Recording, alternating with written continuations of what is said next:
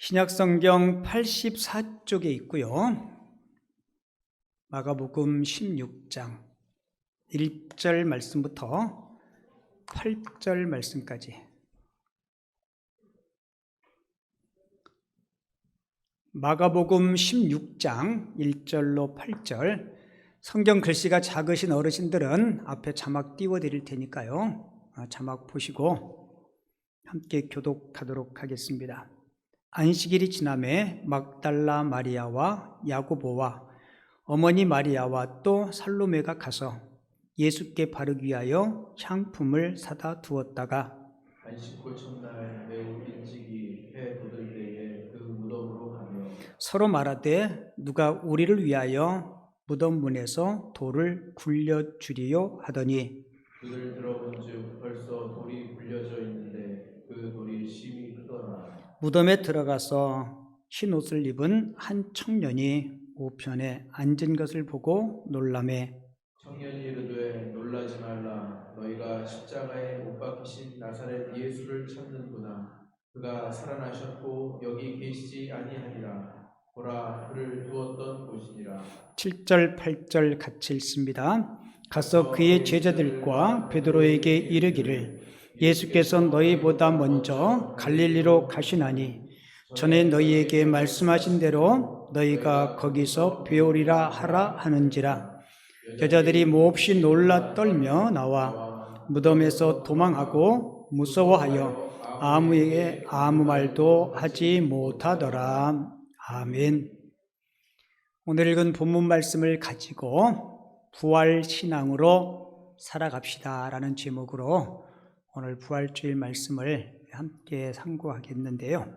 말씀 나누기 전에 부활과 관련되어 있는 동영상을 준비했는데 잠깐 시청하고 말씀 전하겠습니다.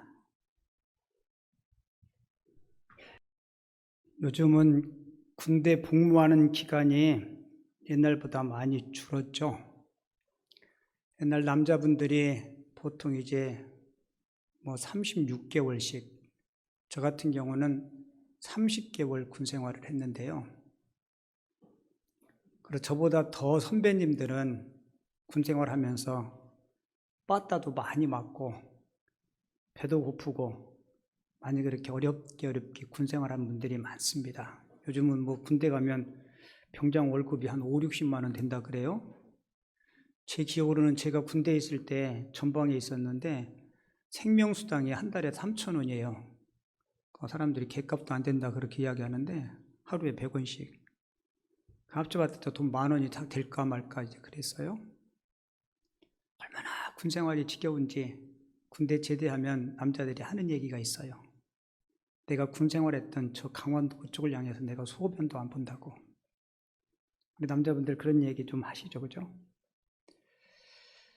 여러분, 방금 전에 영상을 봤는데 아무 연고도 없고 지구촌 어느 구석에 박혀 있는지도 모르는 조선 땅에 그리스도의 복음을 들고 왔어요.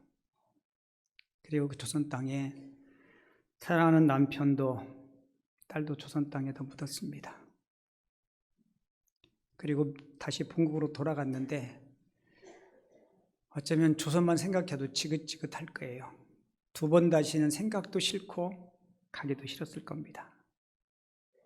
그런데 예수 그리스도의 복음이 생명이 무엇인지 그 복음에 이끌려 조선 땅에 와서 43년 동안 조선의 영혼에게 그리스도의 복음을 전하고, 여러분, 이 부활의 복음이 그렇게 힘이 있고 능력이 있는 겁니다. 바울이 그렇게 이야기하죠. 예수 믿는 우리들에게 영원한 천국이 없고 부활이 없다면 세상 사람 가운데 가장 불쌍한 자니라. 내 사랑하는 형제들아, 견고함이 뭐예요? 부활 신앙에 대해서 흔들리지 말라는 거예요. 견고하며 흔들리지 말며 항상 주의 일에 더욱 힘쓰는 자들이 되라. 너희 수고가 주 안에서 헛되지 않은 줄을 알미니라. 할렐루야. 저와 여러분들이 주를 위해서 드리는 시간과 헌신, 복음을 위해서 기도했던 모든 기도의 눈물과 무릎들 주께서 기억하시고 축복해 주실 줄을 믿습니다.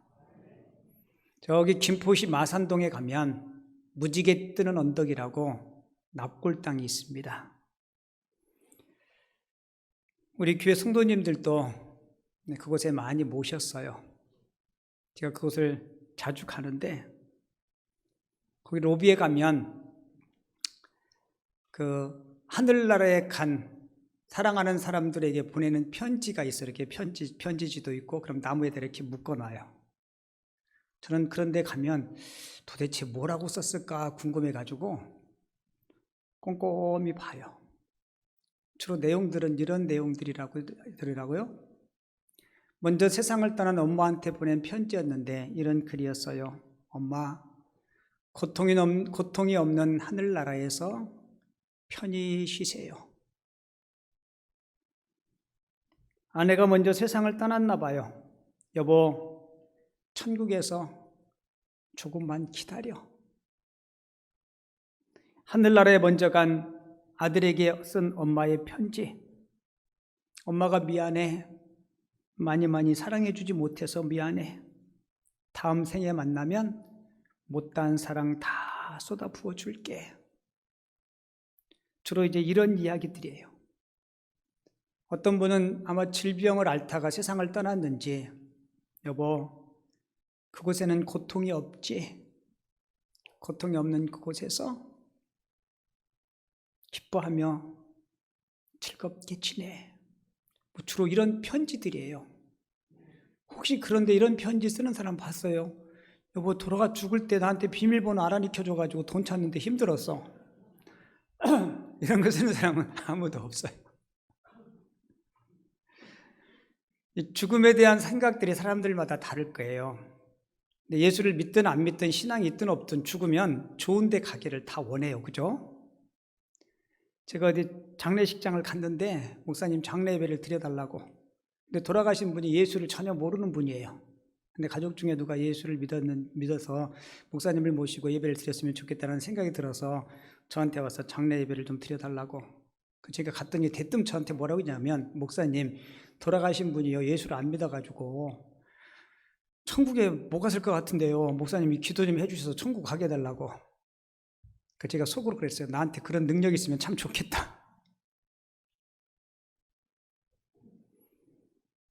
여러분, 천국은 여러분들이 살아 계실 때, 누군가가 목숨이 있을 때, 그때 예수를 믿고 그때 천국을 준비해야 우리가 생을 마치는 그 순간에 천사들이 와서 우리를 하나님 나라 품으로 인도하실 줄을 믿습니다. 그 세계 7대 불가사의라고 하는 그 피라미드 있죠. 이집트에 가면 있는 피라미드. 피라미드 용도가 뭔지 아세요? 피라미드는 이집트의 왕 파라오, 성경에는 바로라고 그렇게 기록되어 있는데요. 이집트의 왕들이 죽으면 왕의 시신을 갖다가 묻는 무덤입니다. 무덤. 근데 이집트 사람들은 무덤을 묻을 때 우리처럼 이렇게 땅에서 한 줌의 흙으로 변하게 하기 위해서 그렇게 묻지 않아요. 어떻게 만들어서 시신을 보관해요? 미라로 시신을 바짝 말려서. 왜 특별히 파라오를 미라로 만들어서 피라미드에 보관했을까? 왜 그랬을까요? 다시 살아난다는 그런 막연한 생각 때문에 그렇게 한 거예요. 육신덩어리가 죽어서 벌레들이 다 갉아먹고 흙이 돼버리면, 시체의 형체가 없어져 버리면 다시 살아날 수 없으니까 미라라도 만들어서 다음에 어떻게 하면 살아나겠지, 이런 막연한 생각으로 그렇게 했다는 겁니다. 그러니까 하나님을 모르고 예수 그리스도를 모르는 사람들도 영생에 대한 마음들은 다 있는 거예요. 그건 자신들의 생각이죠. 그런데 신앙을 가진 사람들, 믿음 있는 사람들, 그들은 죽음 저편에 영원한 세계를 어떻게 고백할까요? 여러분들이 익히 알고 있는 전도자 빌리그레암 목사님, 그 목사님이 이런 말씀을 하셨답니다. 혹시 빌리그레암 제가 죽었다는 기사가 신문에 나오면 여러분들 믿지 마세요. 저는 죽은 게 아니고 천국으로 이사간 것입니다. 빌리그레암 목사님은 죽음을 뭐라고요? 이사간 거라고. 그래서 보통 우리 기독교인들 장례식을 하면 어떤 곳은 현수막을 걸어요. 현수막의 내용이 뭔지 알아요? 이거예요. 천국 환송 예배. 천국으로 우리가 보내드리는 예배라고. 그 빌리 그레엄 목사님은 내가 죽었다면 나는 죽은 게 아니고 하나님 나라로 뭐 한 거예요? 자, 솔직하게 대답하세요. 빨리 이사 가시고 싶은 분. 예, 이사 천천히 가셔요. 신라건의 저자였던 존 밀턴은 죽음을 이렇게 하겠어요. 죽음은 영원한 세계, 천국을 여는 열쇠라고 이야기했습니다. 그리고 손영원 목사님, 이 손영원 목사님이 그 두 아들이 공산당에 의해서 총살당하지 않습니까? 그리고 그때 손영원 목사님이 섬기던 애양원 교회 앞마당에서 장례 예배를 드립니다. 그때 참석한 많은 조문객들, 참석한 많은 사람들에게 손영원 목사님이 마지막 답사를 해요. 근데 그 답사의 내용이 정말 눈물 겹지만 참 신앙인의 고백이에요. 손영원 목사님에게는 3남 3녀가 있었답니다. 그 중에 장남과 차남이 공산당에 의해서 죽임을 당해요. 근데 그분이 그 감사 답사에 이런 표현을 해요. 가장 아름다운 두 아들 장남과 차남을 하나님 앞에 바치게 된 것 감사합니다. 한 아들의 순교도 귀한데 하물며 두 아들이 주님을 위해서 순교를 당했으니 얼마나 귀합니까? 그리고 또 감사하기는 미국에 가려고 준비하던 내 아들, 미국보다 더 좋은 천국에 갔으니 내 마음이 안심되어 감사합니다라고 인사말을 대신했대요. 여러분, 아버지를 보다 먼저 세상을 떠난 그 아들, 여러분 가슴이 얼마나 메어지겠어요? 이런 마당에 어떻게 감사의 표현이 나올까요? 왜요? 부활신앙이 있으니까. 천국으로 이사간 거니까. 이 죽음을 통해서 그 좋은 천국의 문을 열 수 있으니까. 그러니까 믿음 있는 사람들은 죽음을 뭐라고 표현해요? 빌리 그레엄 목사님은 천국으로 이사가는 것이다. 존 밀턴은 뭐라고 이야기해요? 죽음은 영원한 천국을 여는 열쇠이다. 부활신앙이 떴던 손영환 목사님은 미국으로 유학 가려 했는데 미국보다 더 좋은 천국으로 갔으니 이 또한 감사할 일이 아니겠냐고. 사랑하는 성도 여러분, 이 부활주일에 저도 여러분들도 사망의 권세를 이기시고 부활하신 그 주님이 저와 여러분들이 10년 가운데 충만할 수 있기를 주님의 이름으로 축원을 드립니다. 아프리카의 한 무슬림, 회개도를 믿는 무슬림이 그리스도인으로 개종을 했습니다. 여러분, 우리 한국에서 예수 안 믿다가 예수 믿는 거하고 이 무슬림이 그리스도인이 된 거하고는 여러분 엄청난 차이가 있어요. 무슬림이 예수를 믿는다고 개종을 하면 공직에 있으면 다 공직에서 쫓겨납니다. 심지어 가족과 공동체 안에서도 추방을 당할 수 있어요. 그러니까 그하고 친한 친구가 그리스도인 친구에게 이렇게 이야기해요. 자네 어떻게 하려고 왜 그리스도인이 되었는가라고 물어요. 그러자 그리스도인이 된 이 무슬림이 아주 명쾌한 대답을 합니다. 이보게 친구, 내가 이야기 하나 할 테니까 잘 들어보게나. 내가 길을 가다가 두 개의 갈림길을 만났어. 왼쪽으로 가야 할지 오른쪽으로 가야 할지 갈림길에 누군가한테 물어봐야 되는데 왼쪽 길에 죽어서 누워있는 사람이 있고 오른쪽에는 사서서 서 있는 사람이 길을 안내하는데 내가 누구에게 길을 물어야 되는가? 여러분, 우리는 살아계신 하나님, 살아계신 주님을 믿는 종교입니다. 우리 예수님은 지금도 살아계세요. 그래서 우리 기독교는 생명의 종교입니다. 지난주에 고난주간에 특별 새벽 기도회 했는데요. 마지막 금요일에 예수님의 시신을 대신 장례해 준 사람이 있었죠. 혹시 기억하시나요?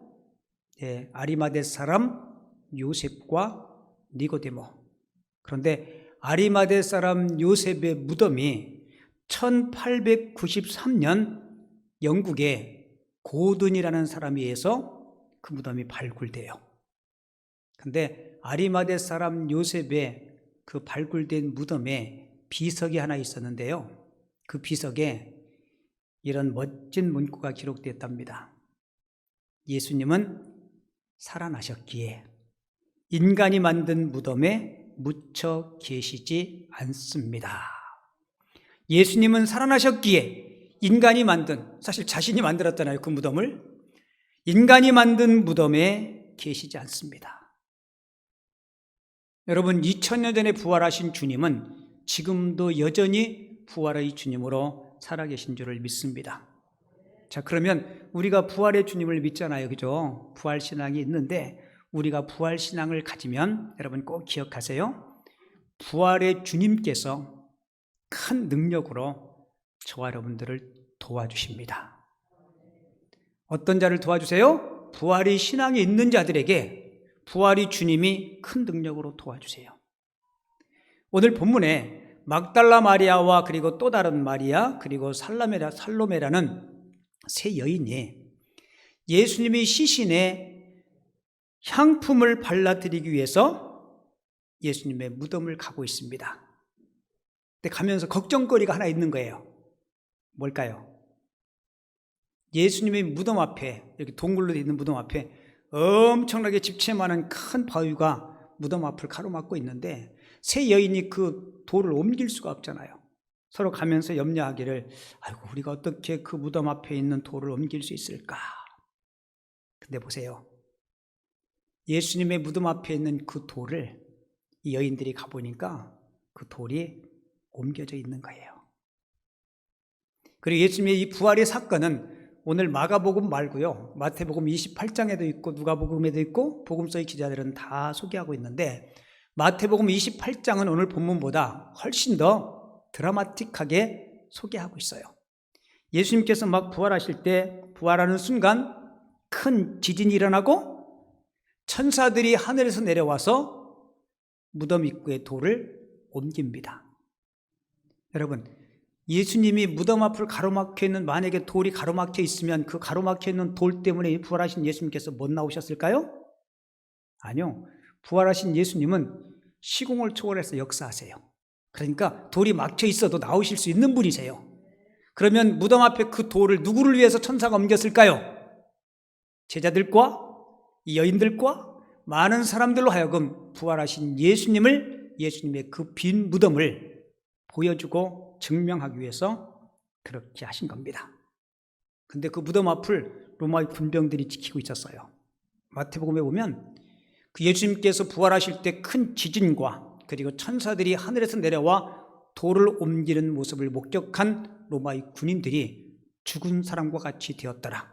그 다른 말로 이야기하면 그 장면 때문에, 그 능력 때문에 이 로마의 군병들이 기절을 한 거예요. 자, 주님은 능력 가운데 부활하셨습니다. 그리고 부활하신 그 주님이 지금도 이런 능력으로 저와 여러분들을 도와주실 줄을 믿습니다. 우리 인생에 어떤 장애물, 어떤 걸림돌이 있다 할지라도 부활의 신앙을 가지고 부활의 주님을 믿고 의지하는 저와 여러분들에게 주님께서 놀라운 능력으로 문제 해결의 실마리를 우리에게 허락해 주실 줄을 믿습니다.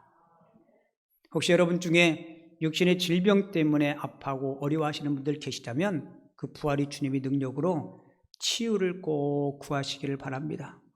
관계적인 문제, 가정의 문제, 우리가 해결할 수 없는 삶의 모든 영역들, 여러분 주님 앞에 진솔함으로 도움을 구하세요. 그 주님께서 부활의 역동적인 능력으로 저와 여러분들이 삶 가운데 개입하시고 우리와 함께 해주실 줄을 믿습니다. 그리고 혹시 기도하시다가 한두 달, 1, 2년 기도하시다가 안 된다고 포기하지 마세요. 주님은 주님께서 정해진 그때 반드시 일해 주실 것입니다. 그리고 우리가 부활의 신앙을 가지면 부활의 주님은 우리에게 절망이나 낙심 대신에 큰 희망을 주십니다. 뭐를 주신다고요? 큰 희망. 예수님께서 아침 일찍 동이 틀 때 부활하세요. 자, 오늘 본문 2절을 제가 읽어드릴게요. 안식 후 첫날 매우 일찍이 언제요? 해 돋을 때, 해 돋을 때, 해 돋을 때, 이 말을 다르게 표현하면 희망이 솟아오를 때, 희망의 아침, 부활의 아침. 여러분, 우리 주님은 항상 우리에게 희망과 용기와 미래를 주십니다. 그리고 예수님의 부활 사건을 다룰 때 천사가 무슨 옷 입고 와요? 흰 옷. 그래서 옛날에는 부활주일날 우리 저기 여자 성도님들은 다 흰 한복 입고 오셨는데 언제부턴가 이제 그런 전통이 없어졌어요. 우리 내년부터 한복 다 맞춰 입고 올까요? 하얀 거. 사실은 다 우리에게 이런 것 때문에 그런데 보세요. 흰옷 입은 한 청년이라고 오늘 본문 5절은 소개하는데요. 다른 복음서에는 흰옷 입은 천사라고 그렇게 소개해요. 자, 천사가 왜 와요? 천사는 우리에게 승리를 가져다 줍니다. 천사가 와서 무덤에 돌을 옮기고 사망의 권세를 이기시고 주님께서 부활하세요. 그러니까 희망의 아침, 부활의 아침, 해 돋을 때. 여러분, 주님은 이 부활의 때와 이 부활의 사건의 모습을 통해서 우리에게 이렇게 말씀해요. 여기에 멈추지 말고 다시 힘찬 발걸음을 내디디라고.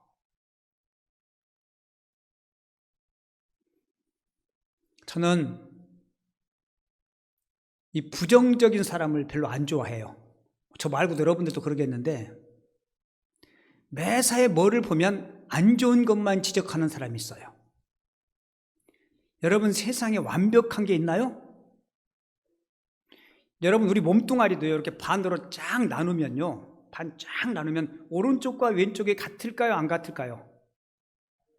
달라요. 눈도 짝짓기예요. 여러분들이 잘 몰라서 그러지 다 등신이에요. 뭐라고요? 제가 정말 고상한 말로 이야기하는 거예요.